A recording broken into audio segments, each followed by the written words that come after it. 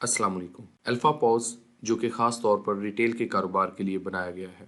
कारोबार छोटा हो या बड़ा, इसके हिसाब किताब का मसला हमेशा ही रहता है। दिन का ज़्यादातर वक्त आपको खाते संभालने में गुजर जाता है और आप अपने कारोबार की तरक्की के लिए वक्त नहीं निकाल पाते। अल्फा पॉइंट ऑफ सेल आपकी इस परेशानी को मुकम्मल ख़त्म करेगा, क्योंकि इसमें हमने हर वो फीचर मुतारफ़ करवाया है जो कि एक रिटेल बिजनेस के लिए बहुत ज़रूरी होता है। Auto backup, reports, bank accounts, chequebook management, cheques printing, SMS and WhatsApp billing, Android app जिसकी मदद से आप कहीं भी अपने मोबाइल से अपने खाते और स्टॉक चेक कर सकते हैं। इस जैसे फीचर्स आपके कारोबार को मज़ीद आसान बना देते हैं। आइए आपको दिखाते हैं कि अल्फा पॉइंट ऑफ सेल को किस तरह इस्तेमाल किया जा सकता है। हम एक फर्जी कंपनी बनाकर उसमें इंट्रीज करते हैं। किसी भी किस्म का अकाउंट क्रिएट करने के लिए हम जाएंगे अकाउंट स्क्रीन पे। यहाँ पे हम न्यू पे क्लिक करेंगे, अकाउंट नेम लिखेंगे,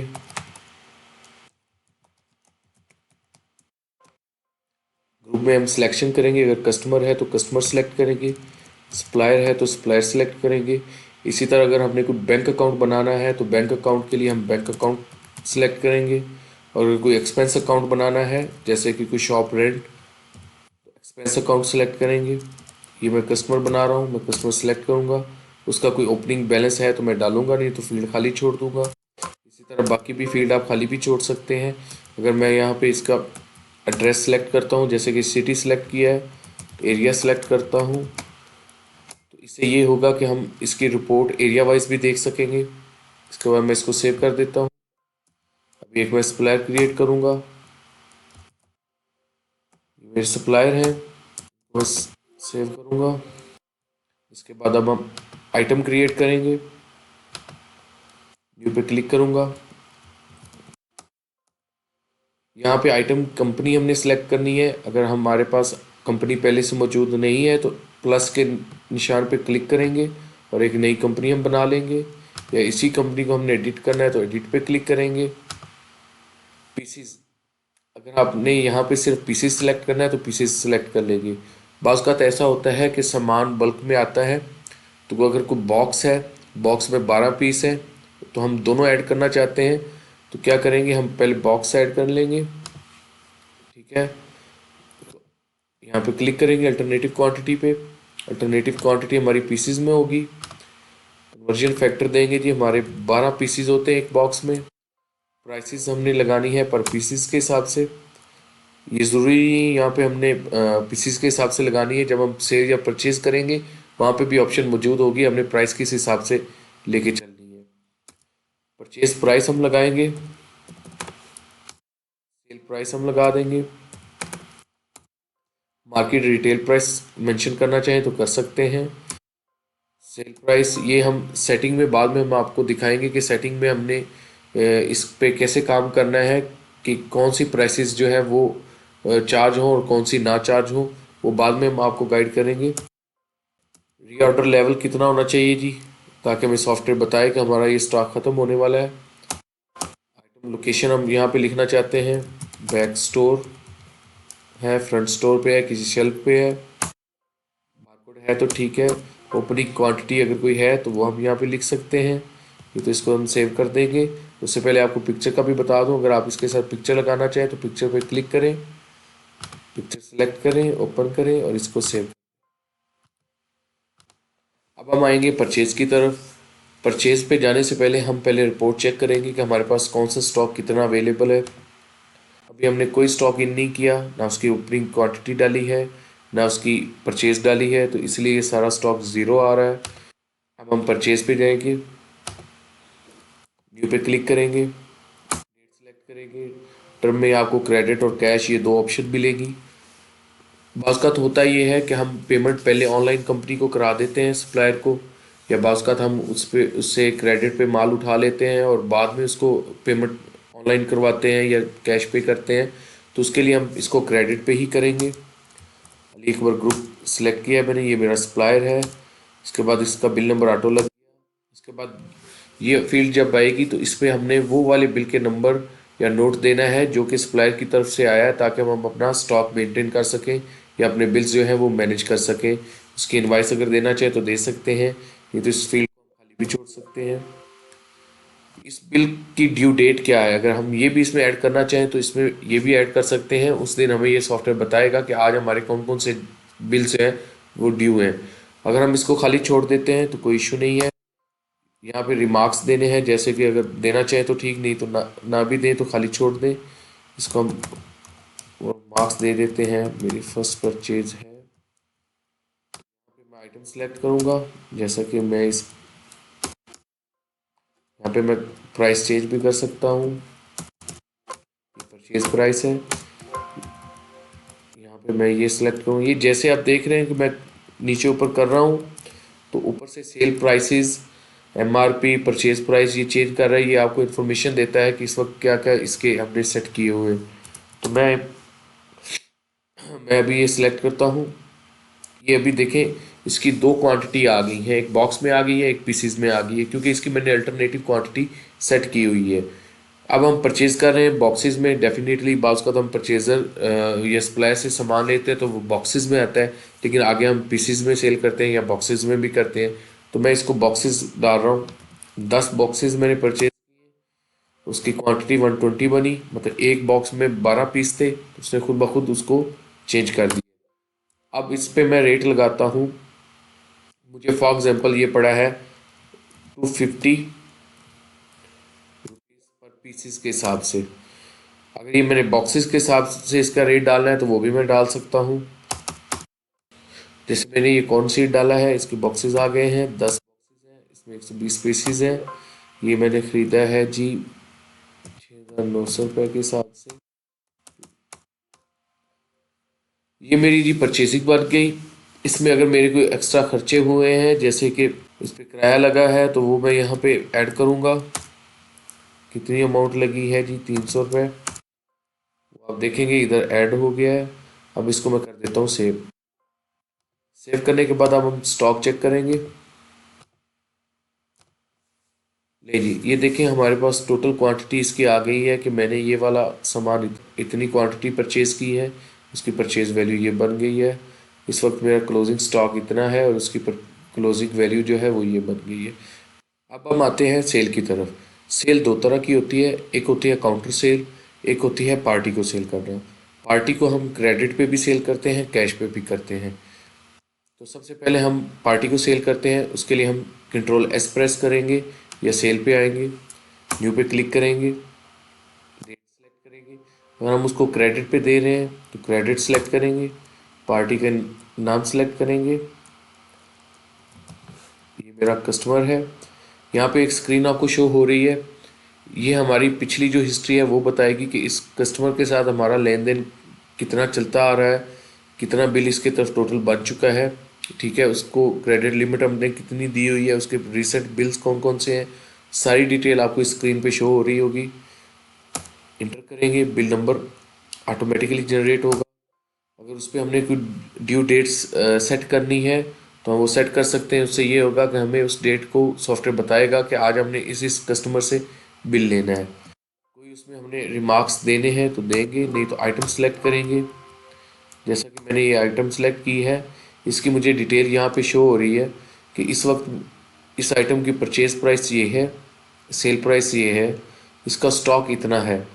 तो ये फ्रंट रैक पे पड़ी है, ये मैंने 10 पीस सेल की। यहाँ पे प्राइस चेंज भी कर सकता हूँ। यहाँ पे ऑप्शन आ जाती है, अगर हम बॉक्सेस में सेल कर रहे हैं तो बॉक्सेस पे क्लिक करेंगे, अगर हम पीसीज में सेल कर रहे हैं तो पीसीज में सेल करेंगे।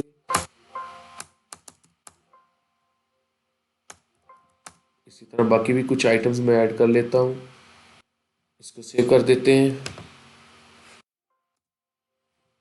प्रिंट करना चाहे तो कर ले, नहीं तो कैंसिल कर।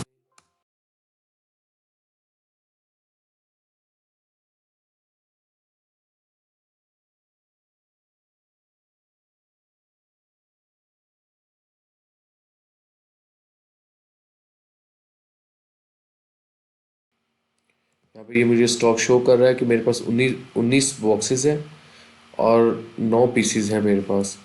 तो मैं अब यहाँ पे बॉक्सेस में सेल करने लगा हूँ। इसको मैं सेव पे क्लिक करूँगा, बिल भी मेरा सेव हो जाएगा। अब मैं आता हूँ स्टॉक रिपोर्ट की तरफ। यहाँ पे आप देख सकते हैं कि हमारा ओपनिंग कुछ भी नहीं था। उसके बाद हमने इसमें परचेजिंग की है, जिसकी ये क्वांटिटी शो हो रही है, ठीक है, और इसकी ये परचेजिंग वैल्यू शो हो रही है। उसके बाद हमने इसको सेल किया है, सेल में ये पीसेस और क्वांटिटी बॉक्सेस में भी शो कर रहा है, देखें, और बाकी इसकी क्लोजिंग ये शो हो रही है। इसके बाद हम इसकी जब हम शॉप क्लोज करते हैं तो बाज़ हम प्रिंट निकाल लेते हैं, जिसमें हम स्टॉक स्टेटस पे जाएंगे। यहाँ पे हमें बता देगा ये इतने इतने पीसीस पड़े हैं हमारे पास। अब हम सेल पे आते हैं दोबारा, ये हम अब कैश पे सेल करेंगे, कैश ही रहने देंगे क्योंकि हम कैश पे कर रहे हैं। अगर किसी पार्टी को भी कैश पे कर रहे हैं तो वो पार्टी को भी कैश पे हम कर सकते हैं। यहाँ पे कस्टमर की कोई डिटेल देना चाह रहे हैं, अगर कोई वॉकिंग कस्टमर है तो दे सकते हैं, नहीं तो इसको खाली छोड़ देते हैं। ये तब ऑप्शन आएगी जब हम इसको कैश पे करेंगे, तो ये ऑप्शनल है, इसको हम ख़त्म भी कर सकते हैं। अब हम काउंटर सेल पे आएंगे। काउंटर सेल हमारी पॉज के थ्रू होती है। यहाँ पे सिंपल हमने बारकोड स्कैन करना है या आइटम सेलेक्ट करनी है, कितनी हम सेल कर रहे हैं, किस रेट से कर रहे हैं, करने के बाद इसको हम सेव कर देंगे, ये हमारी काउंटर सेल हो जाएगी। हमने अकाउंट क्रिएट कर लिया, आइटम बना ली, परचेज कर ली, सेल कर ली। अब हम आते हैं आउटस्टैंडिंग की तरफ कि किस पार्टी के हमने कितने पैसे देने हैं और किस पार्टी से हमने कितने पैसे लेने हैं।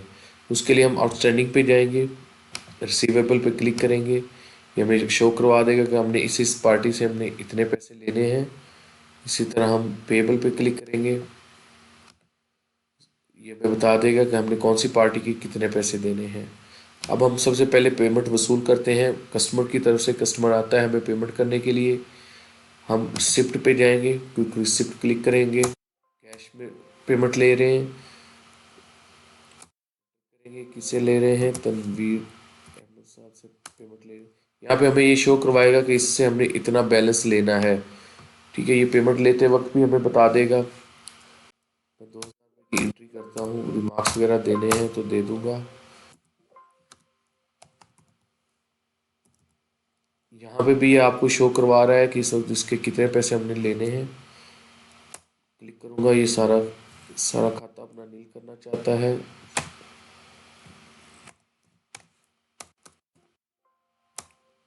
अब हमारे पास कैश कितना आ गया हमने ये भी देखना है। ये हमें शो करवा रहा है कि हमारे पास इतना कैश आ गया है, इतनी पेमेंट अभी हमने जिन लोगों से लेनी है वो हमें शो करवा रहा है, जिनको हमने देनी है वो भी हमें इधर शो करवा रहे हैं। अब हम तनवीर साहब से भी पेमेंट वसूल कर लेते हैं ताकि देखें कि तो क्या डिफरेंस आता है।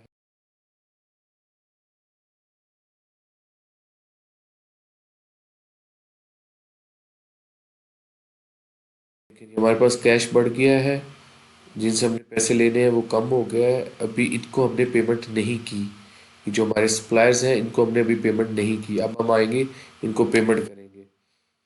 पेमेंट के कुछ तरीके होते हैं, एक तो हम कैश डायरेक्ट दे देते हैं, एक कैश हम बैंक के थ्रू देते हैं। तो सबसे पहले हम कैश डायरेक्ट देते हैं, उसके बाद हम बैंक का अकाउंट ऐड करेंगे, उसमें ट्रांजेक्शन्स करेंगे। तो हम क्विक पेमेंट पे जाते हैं। अगर हमने कैश बाई हैंड उनको देना है तो कैश पे क्लिक करेंगे, अकाउंट सेलेक्ट करेंगे, अली अकबर ग्रुप है, इनको हमने पेमेंट करनी है।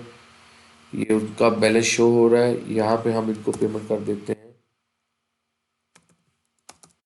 हमारे पास कैश कितना अवेलेबल है ये भी हमें यहाँ पे बता रहा है। मार्क्स देंगे, ये कैश ऐड हो जाएगा।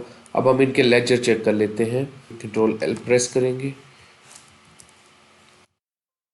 किस डेट से किस डेट तक का हमने लेजर देखना है, क्लिक करेंगे, ये हमें सारी डिटेल शो करवा देगा।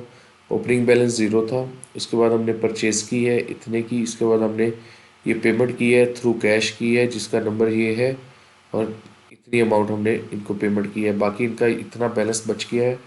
अब हम क्या करेंगे, बैंक एंट्री डालेंगे, लेकिन उससे पहले किसी कस्टमर का भी चेक कर लेते हैं। इस तरह कस्टमर का भी हम चेक कर सकते हैं। अब हम डिस्कस करेंगे बैंक के बारे में। जिस बैंक में हमारे कारोबार का कोई खाता चल रहा है उसको हमने किस तरीके से मैनेज करना है। उसके लिए सबसे पहले हम अपना अकाउंट बनाएंगे बैंक का। अकाउंट पे जाएंगे, पहले की तरह करेंगे। यहाँ पे मैं बैंक का नाम लिखूंगा, साथ में अगर आप कोड लिखना चाहें ब्रांच कोड तो लिख सकते हैं। ये मेरा बैंक अकाउंट है, उसका कोई ओपनिंग बैलेंस है तो ठीक है, जो डिटेल आप देना चाहें ठीक है, नहीं तो इसको खाली बैंक अकाउंट के साथ हम चाहते हैं कि हमारे जो चेक हैं वो भी साथ मैनेज होते रहें। उसके लिए हम क्या करेंगे, हम चेक बुक इशू करेंगे, एक नाम लिखेंगे क्योंकि चेक बुक चेंज होती रहती है, तो मैं फॉर एग्जांपल बुक नंबर 1 कर देता हूँ। इसके चेक स्टार्ट होते हैं 21001 से 2100550, मतलब ये 50 चेक की चेक बुक है। ये मैंने चेक बुक ऐड कर दी इसमें। अब सबसे पहले हम इसमें कैश डिपॉजिट करेंगे। उसके लिए हम जाएंगे बैंक एंट्री पे, सेलेक्ट करेंगे, बैंक सेलेक्ट करेंगे। यहाँ पे एंट्री पे मैं डिपॉजिट कैश इनटू बैंक जाऊंगा। यहाँ से मैं कैश अकाउंट से कर रहा हूँ तो कैश पे क्लिक करूँगा। कितनी अमाउंट मैंने डिपॉजिट करनी है, मैंने इसमें 1,00,000 रुपये में जमा कर रहा हूँ। रिमार्क्स देने हैं तो मैं दे सकता हूँ, नहीं तो इसको सेव कर दूंगा। अब हम आते हैं कि सप्लायर को हम अमूमन चेक भेजते हैं ऑनलाइन या डिमांड ड्राफ्ट या इस तरह की पेमेंट करते हैं, तो वो सॉफ्टवेयर में हमने कैसे करनी है। डायरेक्ट कैश जो हम पे करते हैं वो तो मैं पहले बता चुका हूँ आपको। अब मैं आपको बताऊंगा कि इसमें हमने बैंक की एंट्री कैसे डालनी है, जो कि हम किसी सप्लायर को पेमेंट कर रहे हैं। बैंक एंट्री पे जाऊंगा, अपना बैंक सेलेक्ट करूंगा। यहाँ पे मैं उसको चेक इशू कर रहा हूँ, डीडी बनवा के दे रहा हूँ, जो भी कर रहा हूँ मैं चेक इशू कर रहा हूँ उसको जी। इनको अली अकबर ग्रुप को उनका अकाउंट क्या है जी, उनकी मैंने इतनी पेमेंट देनी है, मैं 50,000 का कर रहा हूँ। यहाँ से मैंने चेक बुक सेलेक्ट करनी है, क्योंकि बाज़ का ऐसा होता है कि चेक बुक की आपकी 2 होती हैं 3 होती हैं, तो हमने वो जैसे मैं आपको बताया उस तरह इसको ऐड कर सकते हैं। यहाँ पे भी ऐड कर सकते हैं, F3 का बटन प्रेस करेंगे नई चेक बुक के लिए, नहीं तो इसी को सिलेक्ट करेंगे। ऑटोमेटिकली ये चेक नंबर उठा लेगा जो जो चेक नंबर अवेलेबल होंगे। ये किस डेट का हम चेक दे रहे हैं, ये दे रहे हैं 10/2/21 का। मार्क्स देने हैं तो दे देंगे, नहीं तो इसको सेव कर देंगे। ये हमारी एंट्री सेव होगी। अब हम इसका लेजर चेक कर लेते हैं। देखिए इसका ओपनिंग बैलेंस 0 था, परचेज की इतने की हमने, उसके बाद हमने इनको कैश पे किया, फिर उसके बाद हमने चेक इशू किया है। किस बैंक का किया है, इस बैंक का किया है, चेक नंबर ये है और इतनी अमाउंट इनकी तरफ चली गई है। अब हम यहाँ पे एक रिपोर्ट देखेंगे अकाउंट बुक पे जाके, चेक बुक स्टेटस की। यहाँ पे मैं बैंक सेलेक्ट करूँगा, चेक बुक सेलेक्ट करूँगा, ओके का बटन प्रेस करूँगा। ये हमें बता देगा कि हमारा चेक नंबर ये इस बंदे को हमने दे दिया है इतनी अमाउंट का। बाकी चेक अभी अनयूज्ड है, लिहाजा वो ऑप्शंस अवेलेबल हैं। अब एक एंट्री और हम कर देते हैं, चेक इशू कर देते हैं। एंट्री पे जाएंगे, चेक इशू करेंगे अब इसको 25,000 सेलेक्ट करेंगे। बुक 1 चेक नंबर ये देखेंगे खुद ब खुद आ गया है।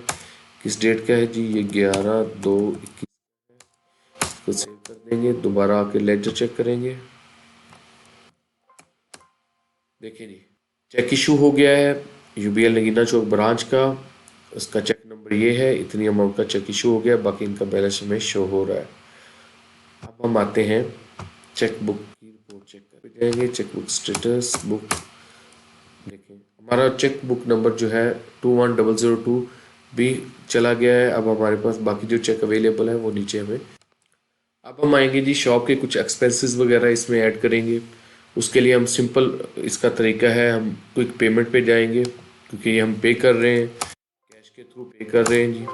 क्या एक्सपेंसेस हैं, यूटिलिटीज बिल का मैंने एक अकाउंट बनाया हुआ है, उसमें मैं इसमें कर देता हूँ 500 रुपये मेरा इलेक्ट्रिसिटी बिल है।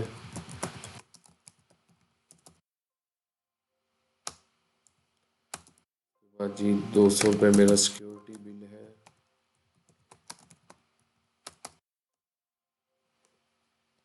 उसके बाद इसको मैं क्लोज कर देता हूँ। अब हमने परचेज भी की है, सेल भी की है, तो अब हमें प्रॉफिट देखना चाहिए। उसके लिए मैं क्या करूँगा, प्रॉफिट एंड लॉस रिपोर्ट पे जाऊँगा, ओके बटन प्रेस करूँगा। तो यहाँ पे मुझे ये बता रहा है कि मेरी टोटल सेल में मुझे इतना प्रॉफिट हुआ है 22,995 रुपये। ठीक है, उसमें से अखराजात जो मेरे हुए हैं वो जो हमने एक परचेजिंग की थी उसका किराया हमने दिया था 300 रुपीज़, वो है। उसके बाद यूटिलिटी बिल्स का जो मेरा टोटल बना है वो इतना हुआ है। उसके बाद मेरा net profit for this period, जो ये हमने डेट सेलेक्ट की हुई है वो इतना बनता है जी। ये इस तरीके से सॉफ्टवेयर हम इसको इस्तेमाल कर सकते हैं। बाकी ऑप्शंस की डिटेल वीडियो अगले सेशन में मैं आपको प्रोवाइड करूँगा, जिसमें हम रिपोर्ट्स के बारे में डिस्कस करेंगे।